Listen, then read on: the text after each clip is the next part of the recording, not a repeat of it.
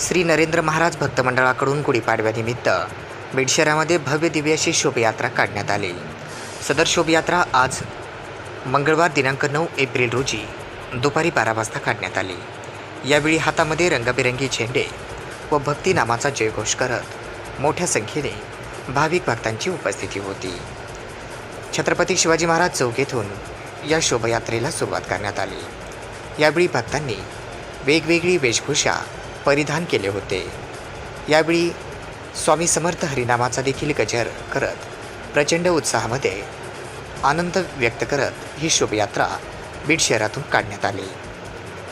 या शोभायात्रा डॉक्टर बाबासाहेब आंबेडकर पुतळा परिसर तसेच छत्रपती शिवाजी महाराज चौक, बार्शी नाका रोड आदी भागामधून काढण्यात आली। या प्रचंड शोभायात्रेमध्ये मोठ्या संख्येने महिला पुरुषांसह भाविक भक्तांची उपस्थिती होती।